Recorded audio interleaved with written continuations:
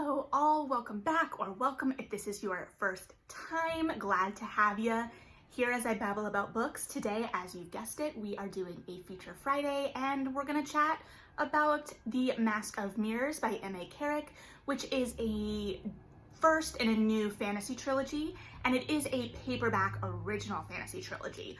So hopefully that makes it a little bit more accessible of a price point for some. It is a chunker. I think it's just shy of 700 pages at the page count. So it will keep you busy. So the central conceit of this book is our protagonist, Rin, is engaging in a long con in this city. And I'm not going to be able really to pronounce the place names and a lot of the names in this. I apologize. I just don't know how to say them. So we see her in the prologue in the beginning, and we know that she's part of this like children's thieves circle, and she has two other children that she's very close with in like a blood brother, blood sister relationship.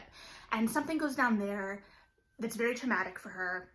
She ends up rebelling against the head, the leader of this circle, who is an adult woman, and betraying her in a large way that forces her to have to flee the city. So we see her coming back as a much older person and is suddenly impersonating this noble, or this long-lost relative, a made-up long-lost relative of this noble family, in a way to try and get in with this family and gain the protection of the family, but also the finances of the family. What she doesn't know is that this family is kind of struggling financially and is not what they once were. So what starts out as kind of a not simple con, but straightforward con, starts to envelop her in all of these layers within the city, both in the political intrigue of the upper class, but also a lot of other things that are going on. She becomes entangled also with one of the more established crime lords, who is in many ways trying to go straight, or at least gain connections with these powerful families. There is a police officer, if you will, they're called the Hawks, who is attempting to solve this mystery of these children dying, these street children dying, while also grieving his brother, who he's recently lost. And he's also connected to this family that Ren is trying to con through a friendship with the son of the household. Ren becomes closer with that son of the household. And above all of this, Ren also has an encounter early in her masquerade with the Rook, who is a kind of hero of the people, masked vigilante character. And she starts to wonder what his game is too, as he becomes also a part of these larger goings on. So she has a lot that develops from all of this, and it's a matter of who she can trust, what the layers of lie are, who knows what lies, who doesn't, what other people are lying, and how that coincides with her con. So there's just a lot of depth and layers to what is going on here, all within this new world. Now, I had a little bit of trouble sometimes setting myself in the world. It feels like almost fictionalized Venice, though I can't say that for certain because I'm not as familiar with that. It talks about a lot of, there's a significance of water, canals, floods, this and that and the other, and also there is an emphasis on like masks.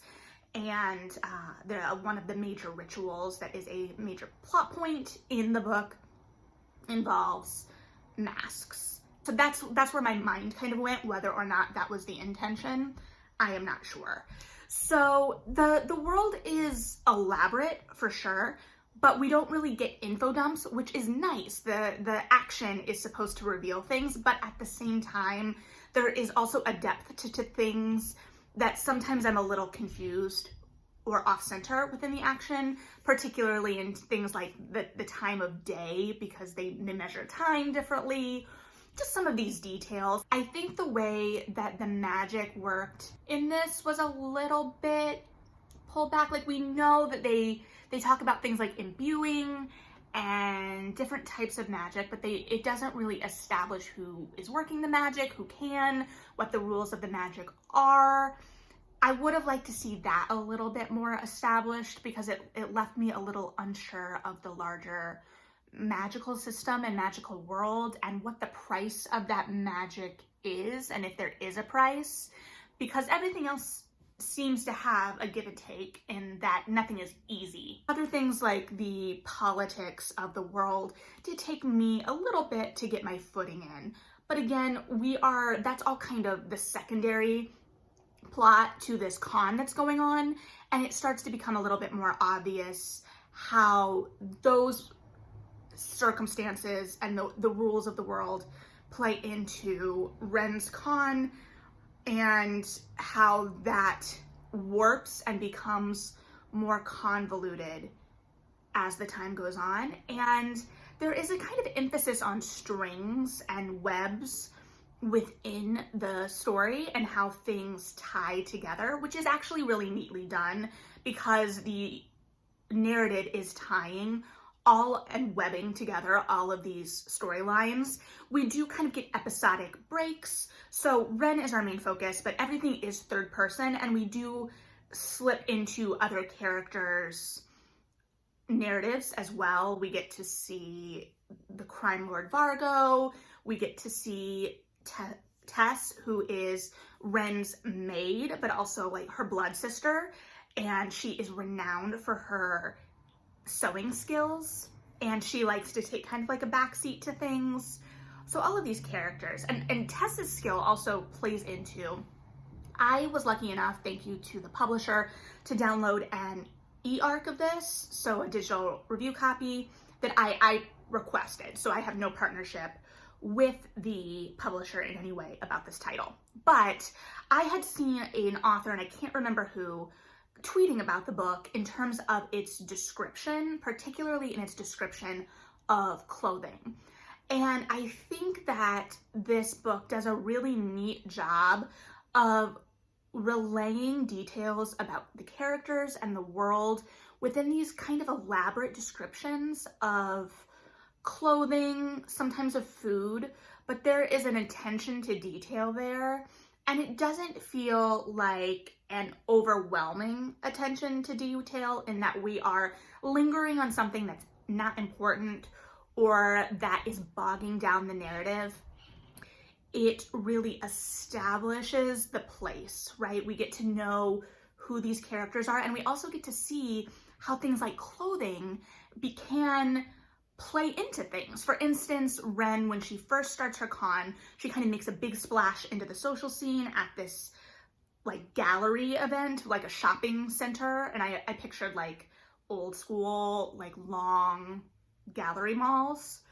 And she shows up in a dress without sleeves, and they make it a point to note how that is kind of scandalous and sets her out right away. Like it not elevates her, but sets her apart and gets people talking, not in a way necessarily that makes her like untouchable or too scandalous, but in a way that just kind of gets that gossip wheel moving. And when we are at that, we also meet our crime lord Vargo, and the description of his clothing plays into his character. So there's a lot going on there in terms of world creation that I think is very neatly done and reveals the world to me as a reader in a really compelling way that's different from how I'm used to experiencing these new worlds. And it's an eye on a different focus that I'm used to, and I really appreciated it. In terms of like the third person episodic structure, we do get some time jumps with it because this book spans a large amount of time and it is long. So we do get some time jumps within that narrative. I will say that they never feel jarring. They don't feel like I'm missing anything in particular, and the narrative always makes certain to give us what we need to know. However, the way that third person is utilized, I also was always aware of, okay, whose eyes am I conceivably seeing through? In what ways am I being led as a reader to follow their thought process and their knowledge, and how am I being, not manipulated is a strong word, but also a skilled author, right, is trying to drive me and my thoughts in a certain particular way. I guess the best example of this would be particularly in Ren trying to figure out who the Rook is. So she's got this masked character that she has looked up to her whole life, and he suddenly becomes a player in the goings-on of this story, and her story in particular. And also some of these events may impact her view of him, and he's like a childhood legend hero of a sorts. So she's trying to place who this may be and who she's met this may be, because she thinks maybe she's had a run-in with him in her con life. And I was very conscious of the authors really driving me as a reader to always suspect who Ren is suspecting, right? So I tried to actively fight against that. I wanted to know who the Rook is. I am a sucker for a masked vigilante type character. Well, Robin Hood's not really a secret, right? Like everyone knows who Robin Hood is, but like a Scarlet Pimpernel type. Although this is a champion of the people, so it's not the same. But I love that, and I was kind of intrigued because of some of the clues that were peppered, if we were going in a Scarlet Pimpernel type way, right? Where you have kind of a lord pretending to be a lot more surface level than they are in terms to hide a secret identity. So I'm not going to reveal any identities, and I'm not going to tell you whether any identities are revealed, but that was a major driving point for me as a reader, is wanting to know who that Rook was. And I will admit that I was nervous for most of the book, because I kept remembering in The Queen of the Tearling, the first book really establishes the mystery of the father in that series in a way that felt so important and felt like such a driving force of those books. And I wasn't super happy with the payoff of that in that series. So as a reader, I'm bringing that baggage to this completely new series where I'm like, are we gonna find out who the Rook is though? And it feels like it's important. And the whole time also, because the book is classified as like the Rook and the Rose trilogy or something. So I'm like, okay, so I know the Rook is important, but what if we don't find out who he is? And as we moved into the series, not the series, but further into the book, I was like, okay, well, he's important. Even if we don't find out who he is this book, there's going to be a reason why, and it's going to play into the next book. So I guess what I'm saying is, please read this book so that make sure I get the next books, because I need to know how this plays out. I'm very invested in this character, as well as all of our characters. There's lots of power plays going on. There's lots of subterfuge and attempts to figure out who is telling the truth at any given moment. And all of these characters are complicated. They have different motivations. Sometimes those are very selfishly motivated. Sometimes they're more altruistic. Sometimes they're selfishly motivated, but will bring about a greater good. And it's just this idea of, okay, so whose side are we on? Because they're all drawn to be very compelling people, right? And I was striving against, especially like with Vargo, this crime lord, the whole time, because he is very enigmatic. And I think in fiction we tend to be drawn to these enigmatic, darker characters, because throughout the whole thing I'm like, okay, can I trust him? And I don't know, right? Like, I don't know. I'm not gonna tell you where I ended up with him or where the narrative seems to leave us up with him, but that flirtation of that. And he is a very flirtatious character because he uses that to get what he wants. And we do see flirtation as a tool in this book. I know in my January preview, I mentioned how I had seen that this was going to be a very inclusive world in terms of sexuality, and that is absolutely the case. It is a very open world. There is a discussion of people having husbands or wives, either or, you know, in a very fluid, non-judgmental way. I will say that my hearing about the openness of the world in that way led me to believe that there were going to be romantic plot lines in this book that there really weren't. I mean, we saw the flirtations in the power plays, especially like with the young, I think the best example of this would be the younger sister of the house that Ren is trying to con her way into, has this flirtation with this slightly older woman. And it's very obvious that this woman is kind of playing her a little bit, but also like we don't get a sense if it's completely a play. And we know that she is very drawn to this woman regardless. So there's a lot there. So there's all this subtext, and like even if it's not right at the forefront, it's still very compelling. Ren's interactions like with Vargo, with the son of the house, with others. I think there's a sword master at one point. So there are these flirtations and that are always at play, but it always feels like it's still within the political realm. It's how can we use flirtation and desire and whatnot to forward our own goals and objectives. Also, okay, there is a major event about halfway through the book. I'm not going to spoil anything related to it. So there's a major event about halfway through the book that upset me as a reader in terms of what I thought was happening. So emotionally upset a little bit too, and I'll get to that. So we've spent 300-ish pages establishing what I think this world is, and about halfway through we complicate that. So I was like, okay, so I'm either have been set up to believe something that is not quite true, or this twist is the thing that's not quite true. And I wasn't quite sure what to believe there or what to trust. But that twist still was very emotionally resonant for me.